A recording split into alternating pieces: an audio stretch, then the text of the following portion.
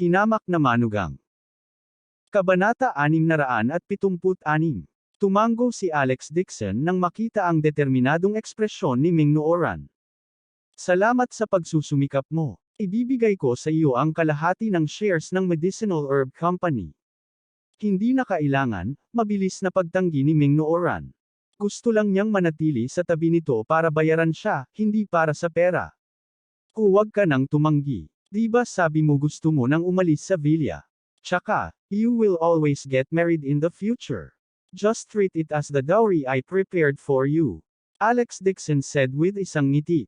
Naantig si Ming Nooran nang marinig niya ito, ngunit bakas sa kanyang mga mata ang kalungkutan. Parang si Alex Dixon lang ang nakiramay sa kanya. Dahil din sa kanyang tiyahin na si Lewis Bing kaya siya itinuring niya bilang miyembro ng pamilya. Ngunit ang pagiging nasa tabi niya na ganito ay ang pinakamagandang wakas para sa kanya. Tungkol naman sa pagpapakasal, hindi man lang inisip ni Ming Nooran. Ang kanyang mga mata ay komplikado habang siya ay tumango at sinabing, "Salamat, Kuya Alex." Umiti si Alex Dixon. Inabot niya ang buhok niya para haplasan at tumalikod na para umalis. Hindi siya blockhead.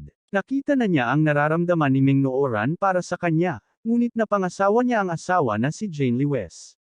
Siya ay nakatadhana upang pabayaan siya. Ang pagbibigay ng kalahati ng bahagi ng kumpanya ng halamang gamot kay Ming Nooran ay ginagawa din niya ang lahat ng kanyang makakaya upang makabawi. Sa pag-iisip nito, napabuntong hininga si Alex Dixon sa kanyang puso. Hindi niya maintindihan ang mga babae. Mayroon na siyang Su Ching-cheng. Kung mayroon ding Ming Nooran, hindi niya alam kung ang mga babaeng ito ay kumain ng timbang o ano. Bakit kailangan nilang maging handa na sundan siya? Tuldok. Pagkalipas ng 2 araw, na-account na ang mga ari-arian ng kumpanya ng halamang gamot ng pamilya Maria. Ang kumpanya ng sangay ay opisyal na nasa ilalim ng pangalan ng halamang gamot at pinalitan ng pangalan na Haicheng Chinese Medicine Sales Company. Patuloy na kinuha ni Ming Nooran ang negosyo ng kumpanya ng Chinese Medicine Branch. Nag-recruit siya ng mga sundalo at kabayo para palawakin ang produksyon at pamamahala ng halamang gamot. Mas busy pa siya kaysa dati. Ito rin ang inaasahan ni Alex Dixon na makita. Inaasahan lang niya na makakahanap siya ng sariling karera at magtakda ng isang layunin upang mailipat nito ang kanyang atensyon mula sa kanya patungo sa ibang mga lugar. Bumalik si Alex Dixon sa villa at nakita niya si Helena na nakahiga sa sofa, hinuhukay ang mga paa habang nanunood ng telebisyon. Isang balita ang ipinalabas sa telebisyon. Ito ay ang balita ng kumpanya ng Chinese medicine ng pamilyang Nanguang na selyado at nabangkarote. Marami ring malaswang larawan ni Huang Dakay na nakikipaglokohan sa mga babae sa internet. Napaka-reveal nito. Hinukay ni Helena ang kanyang mga paa habang nalulugod. Tingnan mo, isa pang mayamang tao ang nabangkarote. Ito ay mahusay. Sabi ni Jane Lewis, "Nay, nabangkarote siya. Ano ang ikinatutuwa mo?" Helena curled her lips and said, "So what if I am happy?" Sino ba ang humiling sa mga mayayaman na ito na magkaroon ng karaming pera? Napakaraming pera nila at kumakain at umiinom sila ng maayos araw-araw. Ngayon, karapat-dapat silang malugi. Wala siyang karaming pera sa kanya ngayon, kaya nagsimula siyang mamuhi sa mayayaman. Hanggat nakikita niyang nalugi ang mga mayayaman, matutuwa siya. Sa oras na ito, gulat na sinabi ni Albert Lewis, itong ma-family na ito ay nagpapatakbo ng mga Nanguang sa loob ng maraming dekada. Marami silang koneksyon at mapagkukunan, at marami rin silang kilala na mga sikat na tao. Bakit sila biglang bumagsak tulad ng baka may nasaktan sila? Sinabi ni Helena, nabalitaan ko na ito daw ang boss ng aming Jinlingsma Branch Company. Na-offend niya ang isang malaking figure at ang malaking figure na ito ang naging dahilan ng pagkalugi ng ma-family. Habang nagsasalita siya, ipinakita niya ang isang pagsamba. Masyadong kamangha-mangha ang malaking shot na ito. Ang kanyang pamilya ay dapat magkaroon ng maraming pera. Napakabuti kung makikilala natin siya. Baka magustuhan pa niya ang aking anak na babae. Ma, bakit nababaliw ka na naman? Reklamo ni Jane Lewis. Hindi ko alam kung anong klaseng makapangyarihan siya. Mabilis na iniba ni Albert Lewis ang usapan at iniba ang usapan. Jane, kapag nagnenegosyo ka, hindi ka dapat manakit ng mayaman at makapangyarihang tao. Isang aral ang pagtingin sa ma-family. Sa sandaling ito, isang boses ang narinig mula sa pintuan. Dad, Jane can do whatever she wants. My wife, you don't have to be afraid of offend anyone. Walang sinuman ang may lakas ng loob na saktan ang asawa ko. Napalingon si Jane Lewis sa pinto nang marinig ang boses. Alex, bumalik ka na. Tumango si Alex Dixon at humakbang papunta sa sala. Ang kanyang asawa, ang sinumang maglakas loob na guluhin siya sa mundong ito ay magkakaroon lamang ng isang kahihinatnan. Malungkot na bamantong hininga si Helena at bamulong, magsalita ka na parang nagsasabi ka ng totoo. Sa tingin mo ba ay mayroon kang ganoong kakayahan? Ang pagmamasid sa ma-family ay nagbibigay lamang ng leksyon sa kanila. Ito ang kinahinatnan ng pagkakasala ng isang malaking pagbaril. Si Alex Dixon ay tamad na makipagtalo sa kanya. Pumasok siya at niyakap ang balingkinitang baywang ni Jane Lewis. Umiti siya at sinabi, bakit hindi ka pumunta sa kumpanya ngayon? Nako, mas maaga akong bumalik. Mabilis na sabi ni Jane Lewis, tumawag si nanay para tawagan ako pabalik at tinanong ako kung kailan pupunta sa Yan Capital. Pupunta ulit sa Yan Capital. Kumunot ang noo ni Alex Dixon. Anong pupuntahan mo sa Yan Capital? Sinabi ni Jane Lewis, naaalala mo pa ba si Tita Shu Chun? Tinawag niya kami at hiniling na pumunta kami sa Yan Capital. Sinabi niya na ang pamilya Shu ay magdaraos ng isang pagtitipo ng pamilya sa susunod na buwan. Ang mga miyembro ng pamilyang Shu mula sa buong bansa ay bilasan muna din. Natigilan si Alex Dixon. Ibig sabihin pupunta si nanay, tatay, at tiyo at tita sa Yan Capital. Oo. Tumango si Jane Lewis. Hindi nakaimik si Alex Dixon. Noong huling dinala ni Helena ang kanyang pamilya sa Yan Capital, nagdulot na ito ng kaguluhan. Ngayong muli na namang pupunta ang pamilyang ito sa Yan Capital, maaari na lang siyang umasa na hindi nahahanapin ni Helena ang kamatayan at muling magdudulot ng gulo. Gayunpaman, maaga pa ito sa susunod na buwan, kaya maaaring isantabi muna ang usaping ito. Tanong ni Alex Dixon, asawa, bakit nawawala ang sekretarya ng aking pabrika ng parmasyutiko? Hindi niya nakita si Ding Yu mula nang bumalik siya mula sa Mian Realm. Kung tatanungin niya muli ang mga tao sa pabrika ng parmasyutiko, hindi sila makakapagbigay ng paliwanag. Si Alex Dixon ay naguguluhan din. Kahit na gusto ni Ding Yu na magbitiw, dapat sinabi niya sa kanya. Lalo na nang magtanong siya tungkol sa mga tauhan, nalaman niyang hindi man lang nagbabayad ng isang buwang sweldo si Ding Yu bago biglang nawala sa hangin. Ang mga nakagawian niyang dokumento ay si Ding Yu ang humawak, kahit na ang babaeng sekretarya na ito ay laging mapanloko at nagpapakita ng kanyang malalaking alon sa palengke. Saan man siya magpunta, ni isang dahon ng damo ay hindi tumubo. Pinababa nito ang mga trabaho ng lahat ng lalaki sa kumpanya at tumitig sa kanya, naglalaway. Kailangang sabihin ni Alex Dixon na napakahusay ni Ding Yu sa paghawak ng mga bagay. Mahusay niyang pinangasiwaan ang mga dokumento, kaya hindi niya kailangang mag-alala tungkol dito. Ngayong wala siyang babaeng sekretarya, napakasakit ng ulo ni Alex Dixon na nakaharap sa tambak ng mga dokumento, lalo na kamakailan ang sangay ng halamang gamot ay nasa ilalim ng pangalan ng Haicheng Pharmaceutical Company. Ang isang malaking tambak ng mga dokumento, si Ming Nooran ay hindi nakayanan at mas lalo siyang nairita. Nang marinig ni Alex Dixon na binanggit si Ding Yu, bakas ng pag-aalinlangan ang mukha ni Jane Lewis. Iniwasan niya ang tingin ni Alex Dixon at mahinang sinabi, she resigned. Magbitiw ka na. Sumimangot si Alex Dixon at pinalaki si Jane Lewis. Kilala niya ang kanyang asawa. Ang kanyang asawa ay hindi kailanman magsisinungaling. Kapag nagsinungaling siya, mapupula ang tenga niya. Ngayon ang kanyang mga tainga ay kasing pula ng mga lutong hipon. Ito ay ganap na pinatunayan na ang kanyang asawa ay nakikipag-usap sa kanya. Ngunit bakit inilihim ng kanyang asawa ang bagay ni Ding Yu at tumangging magbunyag ng anuman? Lalong naguluhan si Alex Dixon. Kadalasan, hindi matiis ng kanyang asawa ang makulit at mainit na babaeng sekretarya na ito. Hindi kaya pagkatapos niyang pumunta sa Mian Realm, nagselos ang kanyang asawa at nakipag-away kay Ding Yu at pinalayas. Ngunit dahil walang sinabi si Jane Lewes, ayaw nang magtanong pa ni Alex Dixon at napailing na lamang sa kanyang puso. Buti na lang umalis si Ding Yu. Sa una ay pinaghihinalaan din niya si Ding Yu at binalak na lihim na obserbahan ito. Nakita na niya na itinago ni Ding Yu ang espiritual na chi sa kanyang katawan, ngunit nang makitang wala siyang ginagawang kakaiba at ginawa niya ito ng maayos at ginamit ito ng maayos, wala rin siyang ginawa. Ngayong umalis na si Ding Yu, nagligtas siya ng maraming problema. Kabanata 677. Pumunta si Alex Dixon sa banyo para maligo, at bumalik din si Jane Lewes sa kwarto. Bahagyang nakakunot ang kanyang mga kilay, at hindi siya makaupo. Nagpanik siya kay Alex Dixon. Napatay ni Ding Yu ang ilang tao na gustong pumatay sa kanya para iligtas siya at nasugatan pa siya bago siya umalis kay Jinling. Tungkol sa kasalukuyang kaligtasan ni Ding Yu, si Jane Lewes ay lihim ding nagtatanong tungkol dito ngunit wala man lang balita. Kung hindi pinaalalahanan siya ni Ding Yu na huwag sabihin kay Alex Dixon ang mga bagay na ito bago siya umalis, matagal na sana itong sinabi ni Jane Lewes. Kadalasan, mahilig magpakitang gilas si Ding Yu at magsuot ng napaka-reveal na damit.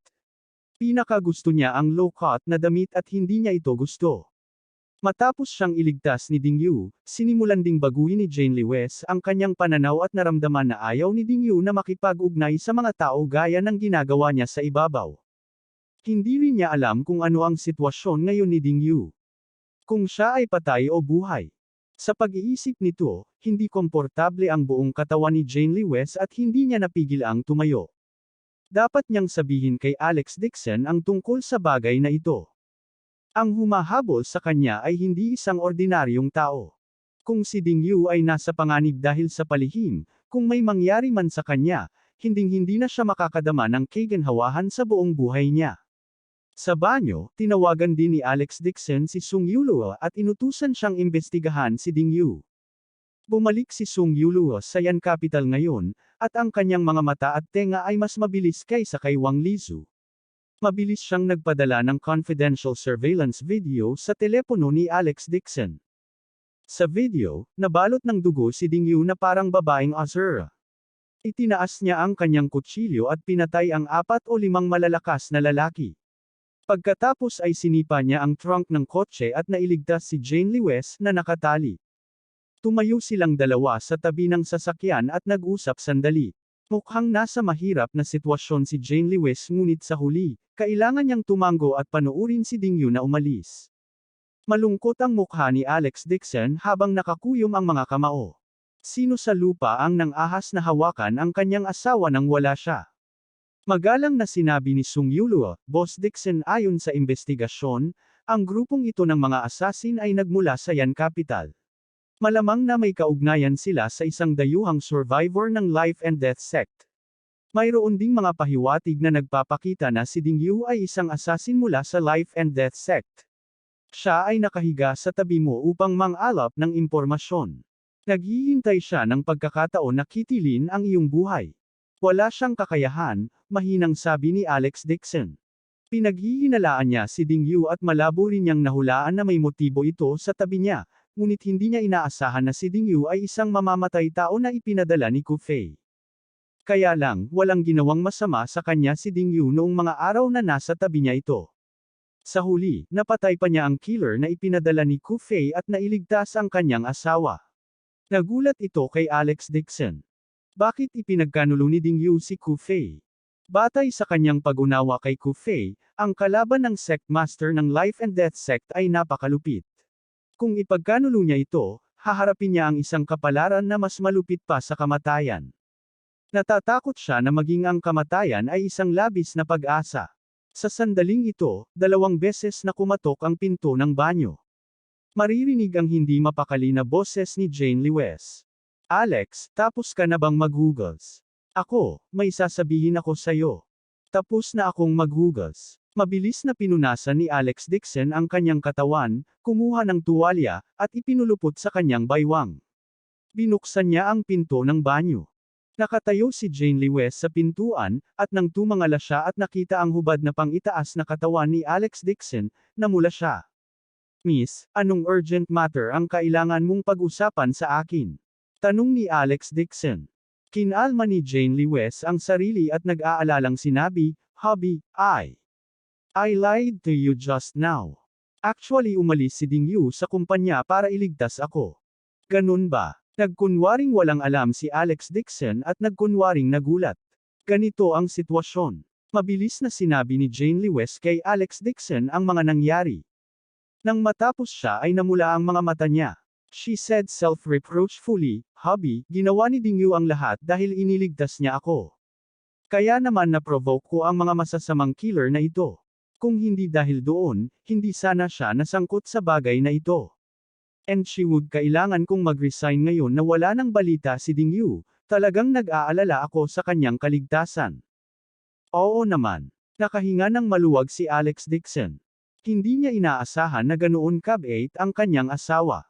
Hindi siya nagduda na kasama si Ding Yu sa grupong ito ng mga tao. Narinig niyang sumang-ayon dito si Alex Dixon.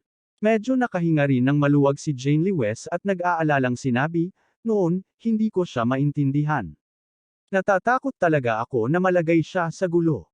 Kung siya ay nasa panganib, hinding-hindi ako magiging kalmado sa buong buhay ko." "Huwag kang mag-alala." Nakangiting sabi ni Alex Dixon, "Sekretarya ko si Ding Yu. Kung wala siya ngayon, maraming bagay ang hindi ko kayang hawakan. Hahanapin ko talaga siya at ibabalik ko siya. Kung gayon dapat mong gawin ang iyong makakaya upang matiyak ang kanyang kaligtasan." Tumango si Alex Dixon at sinabi sa malalim na boses, "Oo naman." Isang matalim na kislap ang sumilay sa kanyang mga mata.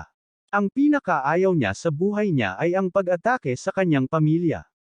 Matapos maranasan ang kalungkutan ng pagkawala ng kanyang mga magulang, ayaw ni Alex Dixon na masaktan man lang ang kanyang pamilya.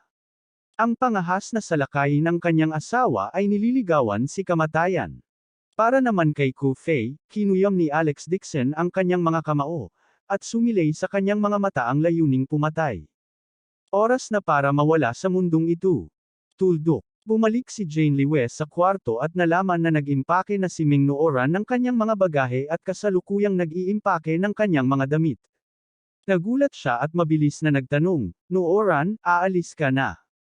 Tumingon si Ming Nooran at taimtim na nagsabi, "Xingyan, nitong ilang araw na ako ay nananatili sa iyong bahay at nagdulot din ako ng maraming problema sa iyo. Ngayong natapos na ang pagawaan ng mga parmasyutiko, may lugar na akong matutuluyan, ang pabrika. Kaya plano kong lumipat bukas ng umaga." Sinabi ni Jane Lewis, "Hindi maginhawa para sa iyo na mamuhay ng mag-isa sa pabrika ng parmasyutiko." Ayos lang. Umiti si Ming Nooran at umiling. Dumampot siya ng ilang kahon ng mamahaling tonic sa mesa, "Xingyan, ito ang mga tonic na binili ko. Tulungan mo akong ipasa kay Tita Shu. Salamat sa pag-aalaga niya sa akin itong ilang araw." Natanggap ni Jane Lewis ang kahon ng regalo at nakaramdam ng kalungkutan sa kanyang puso. Sa ilang buwan na magkasama sila ni Ming Nooran, nagkaroon na silang dalawa ng relasyon ng magkapatid. Ngayong lumipat si Ming Nooran, naramdaman niyang may kulang. Ngunit si Ming Nooran ay nakatira sa bahay, at ang kanyang asawang si Alex Dixon ay natutulog lamang sa pag-aaral. Hindi pwedeng magkasama ang dalawa.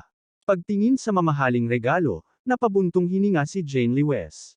Noong panahong nakatira si Ming Nooran sa villa, ang kanyang biolohikal na ina na si Helena ay bihirang magpakita sa kanya ng anumang paggalang.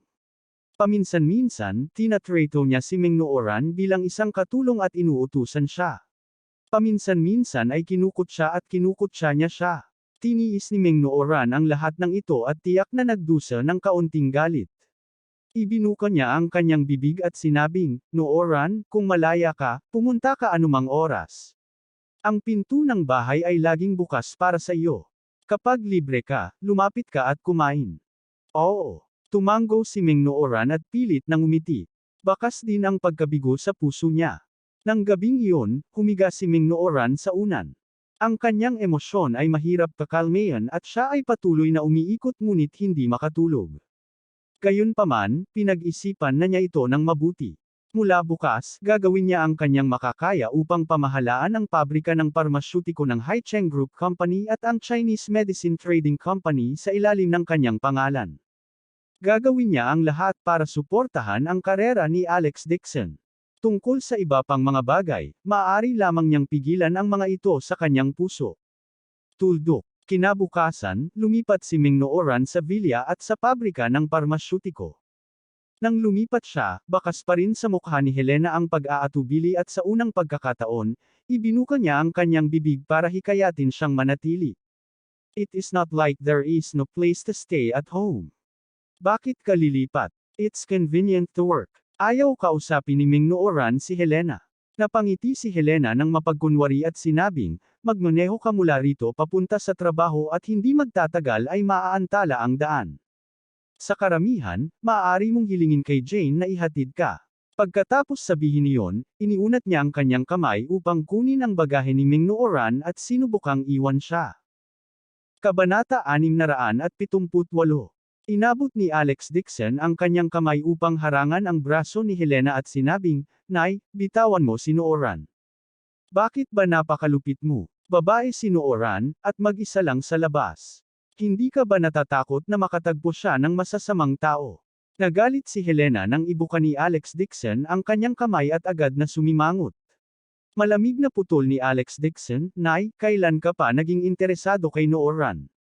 Nung nakatira siya sa bahay, hindi mo ba siya pinagalitan sa pagkain ng walang bayad? Hiniling mo pa sa kanya na tulungan kang maghugas ng paa, maghugas ng medyas. Ay, kailan ko nasabi ang ganyan? Matigas ang ulo ni Helena habang pinapagalitan si Alex Dixon sa pagtulong sa mga tagalabas sa kanyang puso. Malungkot na sinabi ni Jane Lewes, Nay, hindi mo na pinapaalis si Nooran ngayon dahil iniisip mo na pagkatapos niyang umalis, hindi mo na makokolekta ang kanyang renta, hindi ba?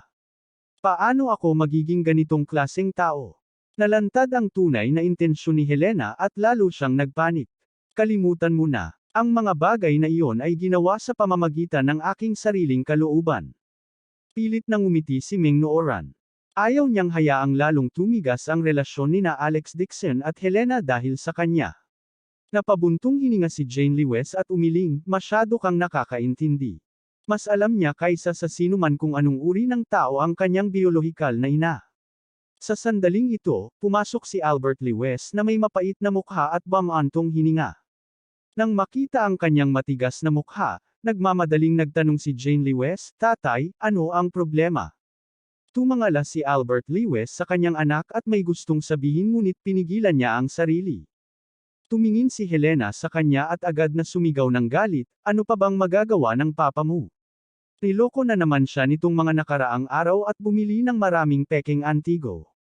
Tingin ko ay naloko na naman siya. May kaunting alam si Alex Dixon tungkol sa antique shop ni Albert Lewes. Wala rin siyang magawa. Hindi niya maintindihan kung bakit malilinlang pa rin ang biyenan gayong marami na siyang napag-aralan na mga antigo. Mas matatanggap niya ang mga peking antigo kaysa sa mga tunay na nasa tindahan.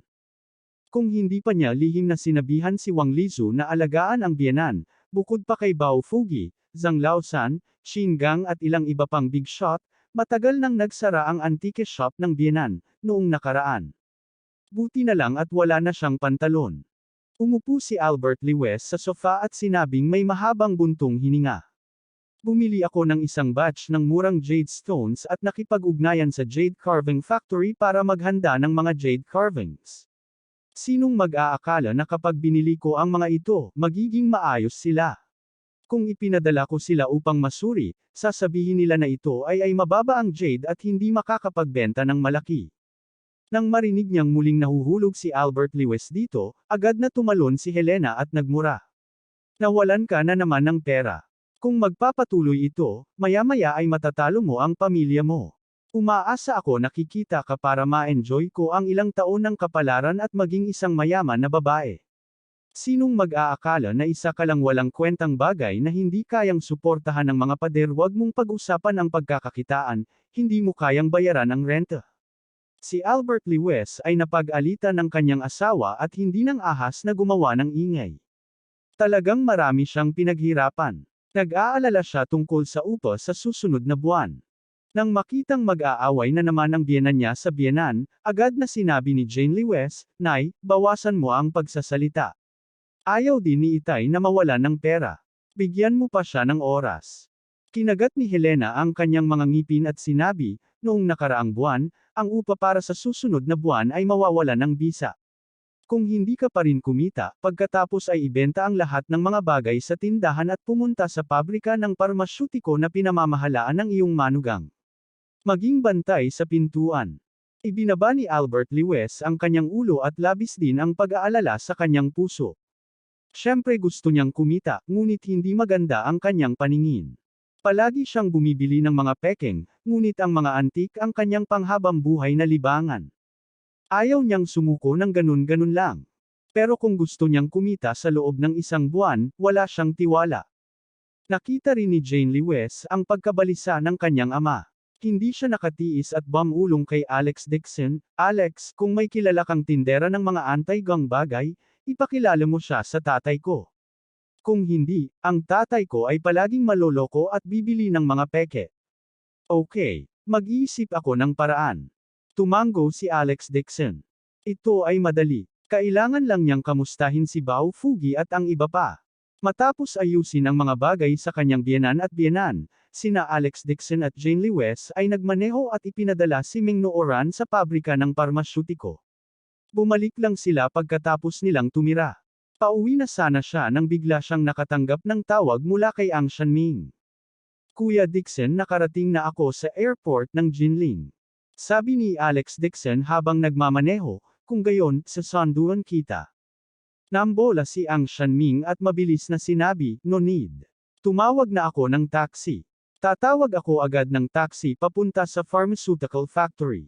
Napakaswerte na niya na pumayag si Alex Dixon na pumasok sa trabaho. Hindi siya nang ahas na guluhin si Kuya Dixon para sunduin siya ng personal. Tumango si Alex Dixon at sinabing, kung gayon, maghahapunan tayo ngayong gabi at sa Sanduan kita. Sa gabi, nag-book si Alex Dixon sa Chingyang Pavilion at nag-set up ng isang piging para salubungin ang hangin. Gayunpaman, ang naisip niya ay hindi lang si Ang Shanming ang pumunta kay Jinling. Naroon din si Zhao Yingqi at ang iba pang 4 na bodyguard. Lahat sila ay mga elite na nagsanay sa ilalim niya. Dagdag pa rito, nagdala rin si Wu Jiting ng maraming jade at hilaw na bato kay Jinling at pumirma ng kasunduan sa biyenan at Albert Lewis. Natural, ang nilalaman ng kasunduan ay may kinikilingan kay Albert Lewis. Gagawin niya ang kanyang makakaya na ibenta ang pinakamahusay na jade ore sa biyenan sa pinakamababang presyo na posible. Inilagay ni Alex Dixon si Ang Shanming at ang iba pa sa pabrika ng parmasyutiko bilang mga security guard, at pansamantalang namamahala sa kanila ang kalbo. Pagkatapos kumain, bumalik si Alex Dixon sa villa. Bago siya pumasok sa hall, nakarinig siya ng tawanan sa sala. Naglakad siya papunta sa sala at nakita niya si Albert Lewis na nakaupo sa sofa habang nakapikit ang mga mata. Puno ng kasiyahan ang mukha niya. Sa hindi inaasahang pagkakataon ay tumayo si Helena sa likod ng biyenan sa unang pagkakataon, at sa mapupungay na mukha, tinulungan niya si Albert Lewis na masahihin ang kanyang mga balikat. Nakaupo rin sa tabi niya ang kanyang tiyuhin at tiyahin, na kadalasang mababa ang tingin kay Albert Lewis, na may mga ngiti sa kanilang mga labi. Patuloy nilang sinisikap na pasayahin si Albert Lewis. Nang makita ang eksenang ito, naghinala si Alex Dixon na maling bahay ang napuntahan niya. Sa pamilya Lewis, ang katayuan ni Albert Lewis ay kapantay niya. Itinuring ni Helena ang kanyang asawa na parang empress, dominante at bossy. Hindi sineseryoso ni Uncle Shu Fugi at tita si Albert Lewis. Ngunit ano ang nangyari ngayong araw? Sumikat ba ang araw mula sa kanluran? Pumasok si Alex Dixon at tinanong si Jane Lewis, asawa, bakit napakasaya ng bahay ngayon? Alex, nakabalik ka na. Umiti din si Jane Lewis. Lumapit siya sa kanya at sinabing, malaking dilang pinirmahan ni Itay ngayon at bumili ng isang batch ng magagandang jade at hilaw na bato sa murang halaga. Nakipag-ugnayan na siya sa pabrika ng pag-ukit ng jade upang tumulong sa paggawa ng isang batch ng mga ukit ng jade. Nang maraming mamimili nakita nila ang batch na ito ng mga minahan ng jade, agad silang hindi makapaghintay na mag-order. Ang pinakamalaking order ay may higit sa 4 na milyon. Then I really have to congratulate Dad. Umiti din si Alex Dixon, iniisip na batch ni Wu Jiting.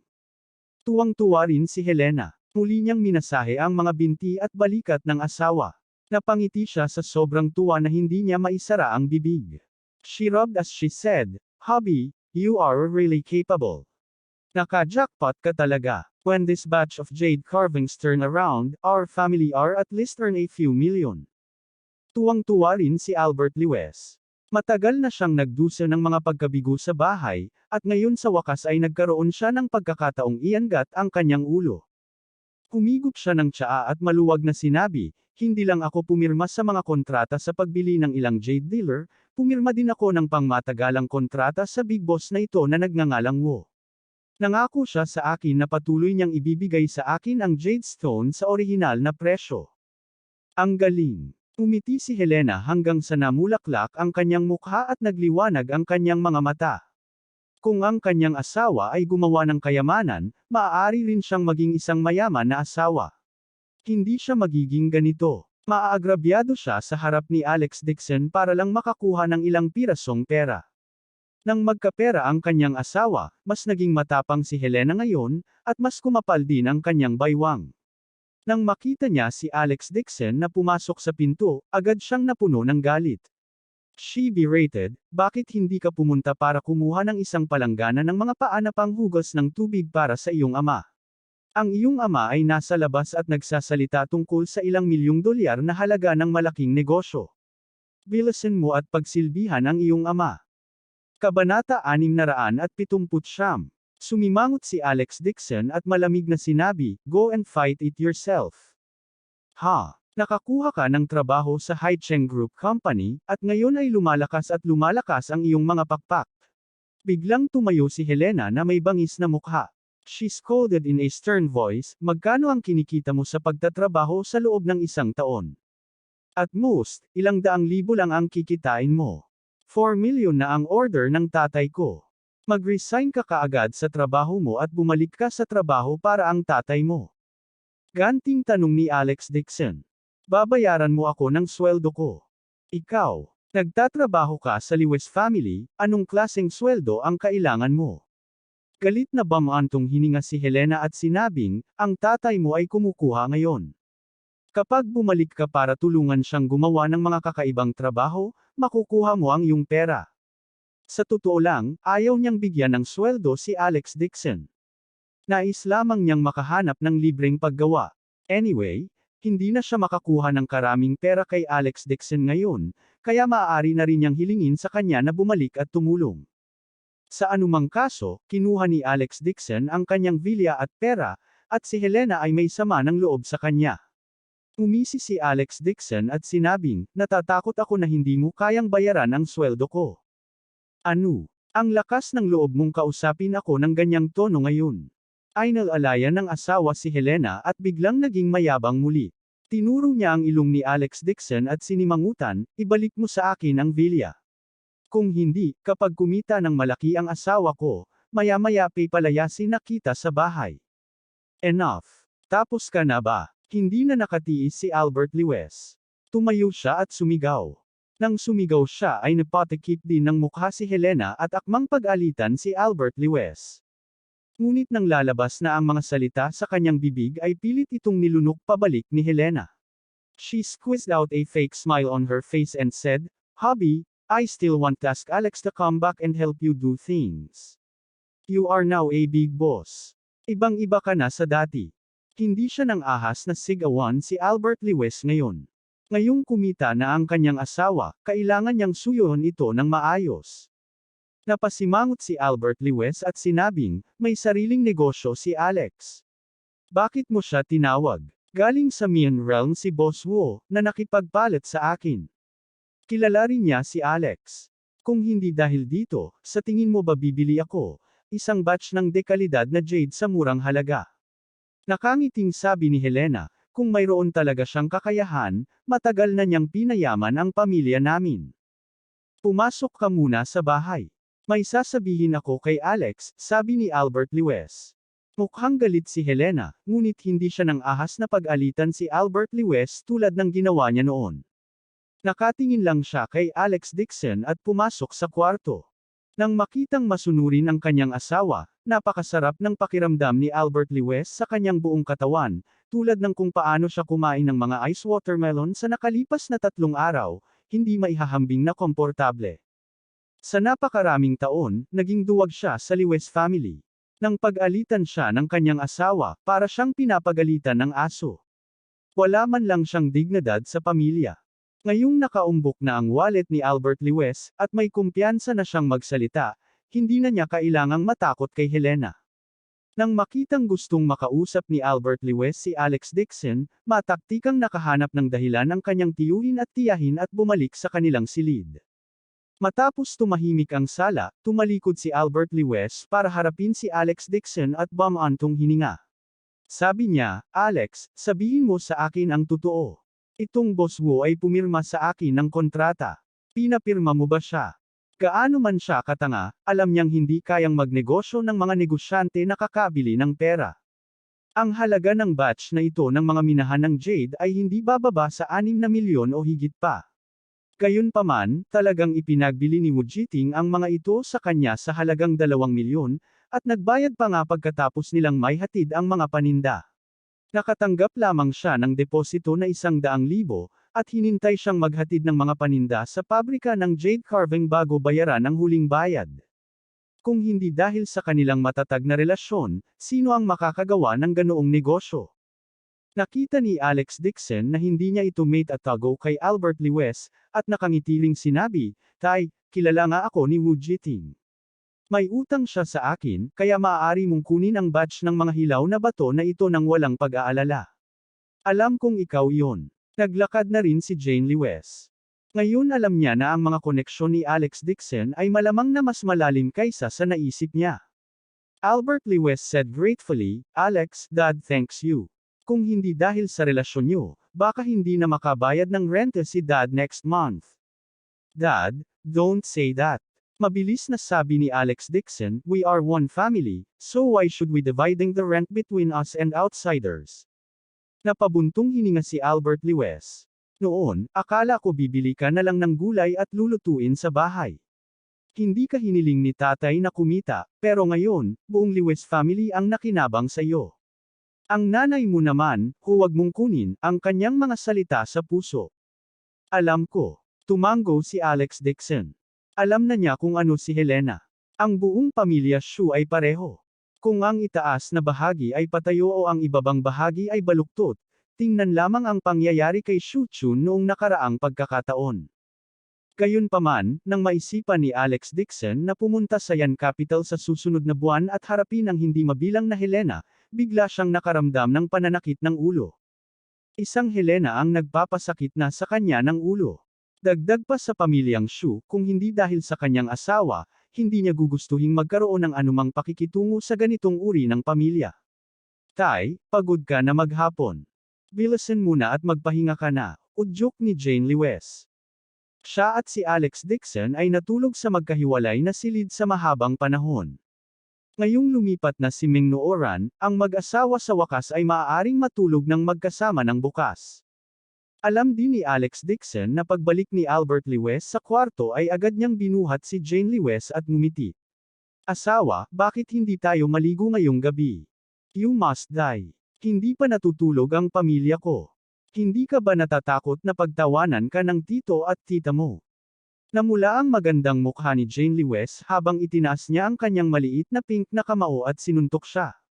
Tumawa si Alex Dixon at sinabing, "Mabuti naman. Anyway, hindi naman kami nagmamadali. Isang gabi ang mahabang panahon." Pagkasabi nun, binuhat niya si Jane Lewes at naglakad papunta sa kwarto.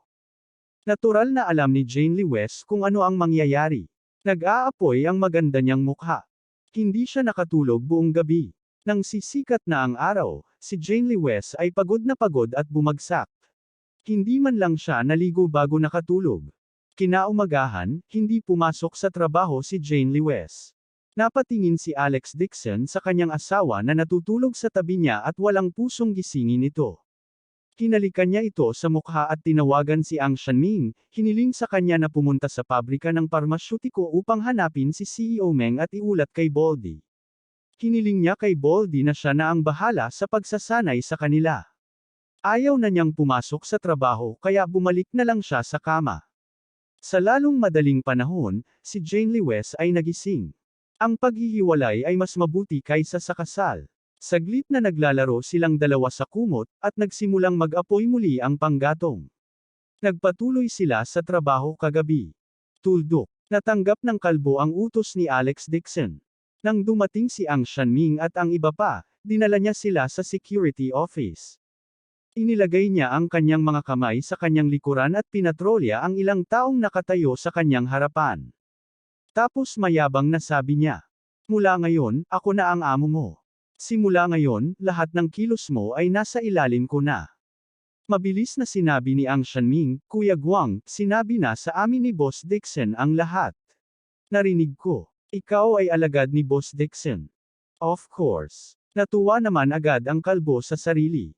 Ang katotohanan na maaari niyang linangin sa tabi ni Alex Dixon ay isang magandang pagkakataon na ipinagkaloob ng langit. Kung hindi, siya ay nasa landas pa rin ng paglilinang. Nakakamangha si Kuya Guang. Kailan tayo magiging opisyal na mga alagad ni Boss Dixon? Si Ang Shanming ay sobrang inggit. Ilang beses na siyang nagmakaawa, ngunit sinabi ni Alex Dixon na hindi siya tatanggap ng isang disipulo. Maging ang kanyang ama ay hindi kayang gawin ito sa kanyang sarili. Hindi niya alam kung saan nakuha ng kalbo ang swerte, pero naging alagad na talaga siya ni Alex Dixon. Ang iba sa kanila ay sinubukan ding purihin ang kalbo, na tinawag siyang Big Senior Brother, na nagpalutang sa katawan ng kalbo. "Ha ha ha, mayabang na sabi ng kalbo, mula ngayon, ako na ang kuya mo." Si Boss Dixon ay abala sa pagpapalawak ng kumpanya at walang oras na kumuha ng mga alagad. Sa hinaharap, kapag nagkaroon ako ng pagkakataon, sasabihin ko, ilang magagandang salita sa kanyang harapan. Kabanata 680. Nang matapos siyang magsalita ay agad siyang sinumpa ni Ang Shanming. Ang maliit na kapatid na ito dito ay nagpapasalamat sa panganay na senior brother. Simula ngayon, ang panganay na senior kuya ay may sasabihin na mabuti sa atin. O tama, nagdala ako ng isang maliit na regalo para sa panganay na senior brother. Sana ay hindi ito pansinin ni eldest senior brother. Pagkasabi niyon, nagmamadaling naglabas si Ang Shanming ng magandang jade pendant at magalang na iniabot kay Baldy. Siya ay tinawag na hedonistic son sa Ang Shan clan, ngunit bukod sa pagiging masyadong inutil sa normal na panahon at walang magawa, napakahusay niyang panuurin ang mga taong nagluluto ng mga pinggan. Dahil pinupuri ng mga taong ito, lalo pang gumanda ang katawan ng kalbo. Sabi niya, "Sige, magsasalita talaga ako kung may pagkakataon ako. Tuturuan ko muna kayo ng set ng basic fist techniques, at pwede niyo silang sanayin ayon sa instructions ko. Bibigyan ko muna kayo ng 2 galaw, para maimulat mo ang iyong mga mata." Pagkatapos sabihin niyon, naglakad ang kalbo sa gitna ng plaza, at sa isang hampas ng swerte, hinampas niya ang brick wall. Mga 2 o 3 metro ang layo niya sa pader na ladrilyo, ngunit nang hampasin niya ang kanyang palad, isang alon ng hangin ang agad na gumulong. Boom! Ang pader ng laryo ay nabasag ng kanyang palad, at ang mga laryo ay lumipad kung saan-saan. "Eldest senior brother, you're too powerful." Galing. Napatulala at lalo pang nainggit si Ang Shanming nang makita niya ito. Hindi niya akalain na si Baldy, na tinanggap pa lang ni Alex Dixon bilang isang alagad, ay magkakaroon ng ganoong mga tagumpay. Tumawa ang kalbo. "Ipapakita ko ulit sa iyo ang aking kakayahan." Pagkasabi niyon ay casual niyang dinampot ang isang kalaw-angin at stainless steel na tubo. Tulad ng pagmamasa ng pansit, casual niyang yumuko at itinuwid ang bakal na tubo. Ang matigas na stainless steel pipe sa kanyang kamay ay kasing lambot ng cotton strips. Tulala ang iilan sa kanila habang nanunood. Mas lalo pa nilang nililigawan si Baldy. Puno ng pagmamalaki si Baldy at sinabing, "Walang anuman ito. Ang mga kasanayan ni Brother Lin ay libu-libong beses na mas mahusay kaysa sa akin. Nakikita na kayong mga lalaki ay may isang bagay, tuturuan ko muna kayo ng ilang bagay ngayon." Pagkasabi niyon ay naglakad na siya papunta sa harapan at nag-horse stance. Si Ang Shanming at ang iba ay nagmamadaling tumayo sa isang hilera at sinundan ang kalbo upang matuto ng mga diskarte sa kamao. Tuldok. Habang papunta sa pabrika ng parmasyutiko, Nakatanggap si Alex Dixon ng tawag mula sa kanyang tiyahin na si Dixon Shenglan. Alex, nakarating na ako sa Jinling. Kailan ka libre, lumabas ka at salubungin mo ako. Little tita, bakit ka nandito? Taking gulat ni Alex Dixon. Akala niya ay mananatili si Little Tita sa Yan Capital para imbestigahan ang Jade Pendant. Napakakomplikado ng mga detalye. Pag-uusapan natin ito pagkatapos nating magkita. Medyo seryoso ang boses ni Lin Shenglan, ngunit medyo pagod din ito. Ito ay isang bagay na napakahalaga. Agad na sinabi ni Alex Dixon, Tita, nasaan ka? Pupunta ako at hahanapin ka ngayon. Golden Top Hotel Room 1207. Sinabi ni Dixon Shenglan, at saka, ang paglalakbay ko sa Jinling sa pagkakataong ito ay isang lihim na paglalakbay. Walang sinuman sa Dixon family sa Yan Capital ang nakakaalam nito, kaya huwag ipaalam ito sa publiko. Sige, papunta na ako dyan. Walang sabi-sabi, pinaikot ni Alex Dixon ang sasakyan at nagmaneho patungo sa Golden Top Hotel. Sa daan, ang kanyang kalooban ay lubhang komplikado. Mula sa tono ni Little Tita, parang nakita ng Twinfish Jade Pendant ang mga clue. Naiinip na si Alex Dixon at gustong malaman ang nasa loob na kwento ng aksidente sa sasakyan ng kanyang mga magulang. Nang malaman niya kung sino ang utak, nanumpa siya na papatayin niya ang kanyang mga kaaway sa lahat ng paraan upang ipaghiganti ang kanyang mga magulang. Nagmaneho si Alex Dixon hanggang sa room 1207 ng Golden Top Hotel. Pumasok ka. Binuksan ni Dixon Shenglan ang pinto at ipinaalam na pumasok siya. Hinubad ang mga kurtina sa kwarto at napakadilim ng ilaw. Pumasok si Alex Dixon sa suite at nakitang nandoon din si Wu. Nang makita ni Wu si Alex Dixon, agad siyang humakbang at magalang na yumuko para salubungin siya. Pangatlong Young Master. Tumango si Alex Dixon sa kanya at nagtanong, ikaw lang ang mag-iisang mag-escort ng munting tiyahin kay Jinling. Magalang na sabi ni Wu. Mas kakaunti ang nakakaalam na pumunta si Miss Dixon sa Jinling. Kaya ako lang ang sama-sama sa kanya. Sa pagprotekta sa akin ni Wu, sapat na. Naglakad si Dixon Shenglan sa harapan ni Alex Dixon at naglakad papunta sa desk. Binuksan niya ang cabinet at kinuha ang isang silver safe. Agad na tanong ni Alex Dixon sa malalim na boses, Little Tita, about my parents' accident, do you have any idea? Binuksan ni Lin Shenglan ang safe at pagod na sinabi, mayroon akong ilang mga pahiwatig, ngunit ang mga bagay ay mas komplikado kaysa sa naisip ko. Inimbestigahan ko ang pinagmulan ng dalawang jade pendants at nagtanong sa isang mapagkakatiwalaang salamangkero tungkol dito. Sinabi sa akin ng kabilang partido na ang dalawang ito ang mga pendants ng jade ay isang magic weapon. Saglit na nag-alinlangan si Alex Dixon at sinabing, alam ko ang tungkol dito. Noong nasa auction siya ng Mian Realm, naramdaman niya na may mahinang espiritual na enerhiya ang jade pendant na ibinibigay.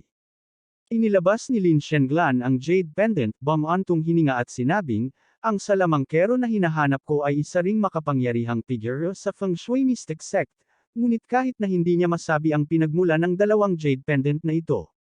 Alex, sa tingin ko ikaw mukhang alam mo ang Feng Shui technique sa Mian Realm. Sige. Tumango si Alex Dixon at taimtim na kinuha ang jade pendant sa kanyang munting tiyahin. Ang dalawang piraso ng double fish jade pendant ay pinagsama na upang bumuo ng isang bilog na jade token. Nang matanggap ni Alex Dixon ang jade pendant, naramdaman agad ng kanyang palad na parang tinamaan ng kidlat, at bahagyang namamanhid. Kumunot ang noo niya, alam niyang naramdaman ng magic weapon ang kanyang spirit energy at nilalabanan niya ito. Agad siyang nagpakawala ng isang alon ng espiritong enerhiya at itinurok ito sa mahiwagang sandata, na nagbabalak na sugpuin ito. Gayunpaman, hindi niya inaasahan na ang jade pendant ay magsisimulang sumipsip ng kanyang espiritual na enerhiya na parang baliw. Nagulat si Alex Dixon. Akmang bibitawan na niya ay biglang nagdilim ang paningin niya. Sa isang iglap, naramdaman niyang nagbuzz ang utak niya na parang nahulog mula sa mataas na lugar. Bigla siyang nakaramdam ng kaba at bumagsak sa sofa. Alex. Nakita ni Lin Shenglan na kakatanggap lang ni Alex Dixon ng jade pendant at biglang umupo sa sofa. Pumikit siya at nahimatay. Sa sobrang takot niya ay namutla ang mukha niya. Miss Dixon, hayaan mo akong makita ang third young master. Agad na humakbang si Wu at gustong hawakan si Alex Dixon. Gayunpaman, nang dumampi ang kamay niya sa katawan ni Alex Dixon, bigla siyang nakaramdam ng malakas na rebound. Hindi pa siya nakakabawi. Ang kanyang katawan ay biglang natambo ng isang kotse, at siya ay bumangga sa bookshelf ng malakas. Piyak, piyak. Ang matibay na mahogany bookshelf ay talagang dinurog ni Wu. Nalaglag sa lupa ang mga bagay na nakalagay sa cabinet. Nang makita ang eksenang ito, si Dixon Shenglan ay natulala lang. Gayunpaman, siya ang CEO ng mundo ng negosyo pagkatapos ng lahat. Siya ay may karanasan at may kaalaman. Pagkatapos ng ilang sandali ng pagkabigla, agad siyang nakabawi at nagtanong, Wu, nasaktan ka ba? Kumusta ang sitwasyon kanina? Miss Dixon, ayos lang ako. Itinaas ni Wu ang sarili mula sa lupa, nakaramdam ng walang katulad na pagkagulat sa kanyang puso. Sa kanyang cultivation base, kahit na mabangga siya ng isang rumaragasang sasakyan, magiging maayos pa rin siya. Sa karamihan, atras siya ng 2 hakbang. Gayunpaman, nang hawakan niya si Alex Dixon ngayon, ang lakas ng rebounding mula sa kabilang partido ay talagang hindi maihahambing na malakas. Para sa kanya, ito ay malamang na isang umuungal na tren, at ito ay walang katulad na lakas. Hindi niya akalain na ang third young master ay magiging napakabata, ngunit ang kanyang cultivation base ay talagang napakataas. Halos maabot na niya ang golden core stage. Sa pag-iisip nito, nagulat si Wu, ngunit sa parehong oras, naramdaman niya ang paggalang sa kanyang puso. Nakita ni Lin Shengglan na pinalipad si Wu. Alam niyang may mali, ngunit hindi siya nang ahas na hawakan si Alex Dixon. Tumabi lang ito sa kanya at kinakabahang tinawag siya. Alex, naririnig mo ba ko? Ayos ka lang ba? Gayunpaman, mahigpit na nakapikit ang mga mata ni Alex Dixon, na para bang nakatulog siya ng mahimbing, at hindi siya sumagot. Sa oras na ito, lumakad pa sulong si Wu at magalang na sinabi, Miss Dixon, batay sa aking pagkaunawa, natatakot ako na ang spiritual sense ng third young master ay umalis na sa kanyang katawan at kasalukuyang pinipigilan ang mahiwagang sandata na ito. Pinakamabuting huwag na nating gawin, abalahin siya at bantayan sa gilid upang maiwasan ang sinumang makagambala sa kanya.